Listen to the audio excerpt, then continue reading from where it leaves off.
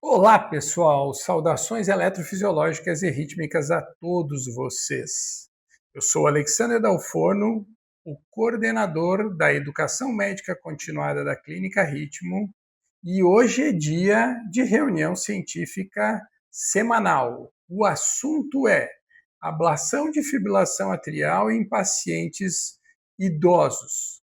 É seguro? Não é seguro? O resultado é tão bom quanto em jovens? Dr. Clóvis Framing Jr. vai apresentar para a gente esse artigo que foi publicado em 2025, que trata sobre esse assunto. Assista a aula e aprenda com a gente. Bom dia, pessoal, tudo bem? Vou fazer hoje uma apresentação breve sobre um trabalho ainda do ano passado, publicado no Jack P. Trabalho que fez uma avaliação do impacto da ablação por catéter em pacientes muito idosos aqui configurados como pacientes acima de 80 anos, que é um desafio novo agora no cenário da ablação da fibrilação atrial. A gente tentar avaliar quando é legal tentar partir para uma estratégia mais definitiva do controle de ritmo desses pacientes, ou se a clássica estratégia de ser mais conservador no paciente mais idoso traz benefícios maiores. Eu vou passar alguns slides iniciais aqui, lembrando que a reunião de hoje é a nossa clássica reunião de quarta-feira, que a gente já executa há mais ou menos 5 anos aqui na Clínica Ritmo.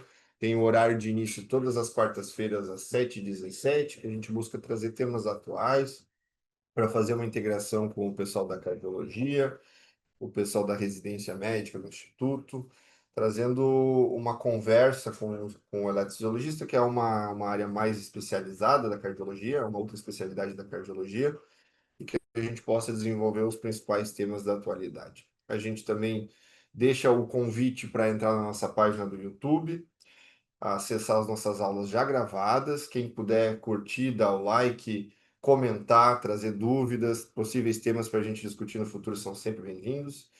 A gente realiza periodicamente aqui em Florianópolis e também em outras cidades o nosso Clube do Ritmo Itinerante, com palestras direcionadas por casos clínicos reais, executados pela equipe, casos clínicos desafiadores, casos clínicos com novas tecnologias. E a partir de abril, o Alexander vai estar criando a Academia do Eletrocardiograma, que o propósito é fazer um curso inicialmente presencial, mas provavelmente também a gente vai fazer no formato online posteriormente, que é trazer eletrocardiograma, fazer a aula de discussão do eletro, uma aula de eletro baseada em caso também. Vai ser uma coisa bem legal que a gente vai estar divulgando na rede social e vocês vão poder acessar aí via Instagram e via YouTube também mais para frente. Então, voltando para a nossa apresentação de hoje, a fibrilação atrial não é novidade, aumenta o risco de eventos tromboembólicos, né? O AVC é o mais temido deles todos. Aumenta também o risco para insuficiência cardíaca, mortalidade ou, de forma geral, aumenta o desfecho negativo cardíaco, todos os pacientes. Ela tem uma incidência progressiva com o avançar da idade e a gente já tem vários trabalhos que demonstram que o controle precoce do ritmo ele é superior ao controle de frequência, sendo no controle do ritmo a melhor estratégia a ablação por catéter. Os avanços tecnológicos estão nos deixando mais audaciosos e até mais agressivos na indicação, sendo em pacientes mais jovens sempre a primeira indicação de controle de ritmo, mas também pela segurança e pelos novos trabalhos que têm trazido pacientes idosos, como sempre acima de 75, até uma faixa de 80 anos, a gente tem expandido essa indicação para pacientes baseado numa indicação meio mais personalizada, né? Uma avaliação individualizada do doente e trazendo essa indicação da ablação da fibrilação atrial quando segura também para este doente. O que a gente tem de literatura mais importante do passado, que foi o Cabana e o Castle AF, eles não demonstraram a redução de desfecho duro nas populações mais avançadas. Ele não conseguiu trazer assim, uma melhora de sobrevida e mortalidade em realizar a ablação por catéter nas populações mais idosas. Só que foi avaliado exclusivamente isso, não foram avaliados outros critérios importantes, principalmente para quem estuda geriatria.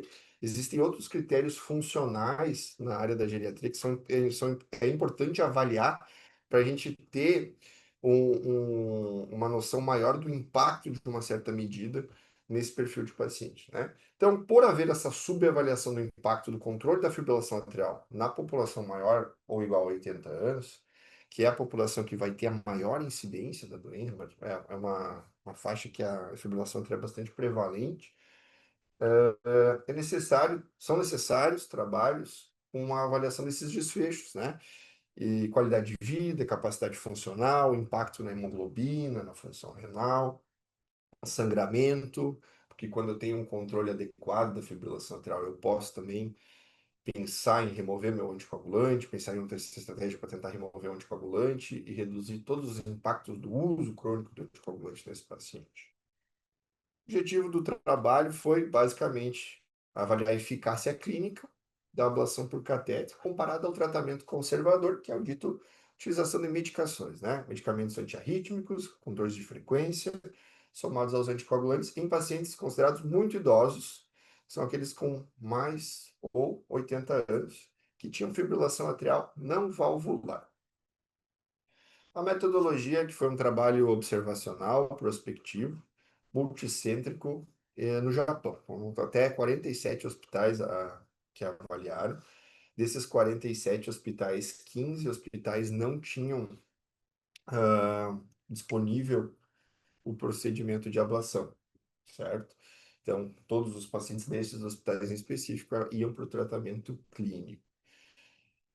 Foram excluídos os pacientes que já tinham realizado alguma ablação no último ano, os pacientes que tinham esse critério chamado CFS, maior ou igual a 7, que é um critério de fragilidade, que avalia perfil de nutrição, massa muscular, múltiplas fraturas. Os pacientes muito frágeis foram excluídos. Pacientes com demência severa, com Alzheimer muito avançado, Parkinson foi excluído. Outras doenças valvares, né? Uma neoplasia maligna ativa e aqueles que estavam ainda num programa ativo de diálise. Foram os pacientes excluídos. Dessas inscrições totais somaram 714 pacientes, que posteriormente foi avaliado em duas etapas do trabalho. Os 703 pacientes, após critérios de exclusão, foram divididos 249 para o grupo ablação e 454 para o grupo não ablação. Esses pacientes foram acompanhados por um follow-up médio de 1 ano e meio, onde foi avaliado o desfecho primário e inúmeros desfechos secundários, assim como a aplicação de várias escalas de melhora de qualidade de vida, de performance clínica do paciente, inúmeros exames laboratoriais também, para tentar buscar muitos dados sobre o impacto da fibrilação atrial, e também feita uma análise estatística depois, que é a Propensity Score Matching 1 para. O que seria isso? Primeiro, eu avalio o trabalho cru, né? Como ele realmente aconteceu. Posteriormente, eu jogo no modelo computadorizado para fazer uma comparação entre duas amostras do mesmo tamanho em que os pacientes são mais ou menos parecidos, né? Então, eu pego ali do grupo de avaliação 10 pacientes que são, aqui no caso foram 193 para cada lado, 193 pacientes que têm mais ou menos a mesma idade, mesmo peso, mesmo número de fatores de risco, com os mesmos fatores de risco, usando as mesmas drogas, e aí eu faço essa segunda comparação. Então foi em duas etapas e os resultados foram expostos desta forma também. Os desfechos avaliados foi o desfecho primário do trabalho, foi um desfecho composto que dá para entender exatamente qual que era a ideia aqui. O desfecho composto era a soma de todos eles, né? Que é a incidência de AIT ou AVC, uma embolia sistêmica, outros eventos cardiovasculares, que aqui entram também eventos correlacionados a complicações do procedimento, como tamponamento cardíaco, complicação vascular relacionada ao acesso, infarto agudo do miocárdio, pericardite, tudo entrou aqui. Eventos correlacionados ao uso de anticoagulantes ou à necessidade de modificação do uso da dose do anticoagulante, né, que foi a presença de sangramento maior, que são aqueles clássicos que a gente sabe, e o sangramento não maior clinicamente relevante, que aqui ele faz o que seria esse sangramento aqui importante. É aquele que o paciente não requer necessariamente uma internação, não é um sangramento que o paciente tem um risco de morte, mas é um sangramento que requer uma consulta imediata ou que requer uma intervenção médica para que ele, inclusive com a interrupção do anticoagulante, para que ele se solucione. E também a mortalidade geral. Então, o que que eu entendi? O objetivo é ver se eu manter o tratamento clínico, eu não estou aumentando o risco de sangramento, ou se eu propondo a intervenção para esse paciente, eu também não estou aumentando o aumento do risco de complicações nesses pacientes e morte por procedimento, que é uma coisa que a gente se preocupa exatamente nessa faixa etária, né? De desfechos secundários, no apêndice do trabalho, são 11 desfechos secundários que foram avaliados, basicamente desmembrando o desfecho primário, mas também aplicando aquelas outras escalas que eu comentei antes de qualidade de vida e outros aspectos importantes para a avaliação da população geriátrica, inclusive com recorrência de fibrilação atrial após a ablação. Essa tabela está bastante poluída, mas eu quero só tocar aqui no seguinte assunto. Quando a gente, para ver a importância da gente fazer aquele score matching, né, do comparativo com duas amostras equivalentes. Se a gente pegar aqui na parte da esquerda, a tabela continua no lado direito aqui. Se a gente pegar na parte da esquerda, antes de eu fazer essa aplicação desse score, a gente vai ver que existem ah, a gente consegue até entender o porquê alguns pacientes foram para a ablação e outros ficaram em tratamento clínico, né? E como é diferente os grupos se a gente avaliar ele só de forma crua. Os pacientes com fibrilação atrial mais persistente, mais longa data, eles tenderam a ir para o grupo de não ablação. Os pacientes com átrios maiores também, eles tenderam a ir para o grupo de não ablação com maior frequência do que os pacientes que eram paroxísticas, que eram mais sintomáticos, e esses pacientes partiram mais para o grupo ablação. As pessoas têm uma tendência maior no paciente mais sintomático a querer resolver a situação, tem a refratariedade clínica, ele é mais empurrado para o procedimento mesmo. E a gente vê aqui que depois do score matching, eu consigo normalizar essas diferenças estatísticas que os pacientes tinham, né? Então, a de idade, eles conseguiram equilibrar aqui também. O paciente mais velho, ele tendia a não ir para o grupo ablação, o paciente mais jovem em relação a 80 anos, né? Quanto ao uso de medicamentos, o paciente que vai, é nessa parte aqui, ó, o paciente que vai para o grupo ablação, ele passa a usar menos medicamentos do que o paciente que não vai para o grupo ablação, nessas duas partes aqui a gente consegue ver.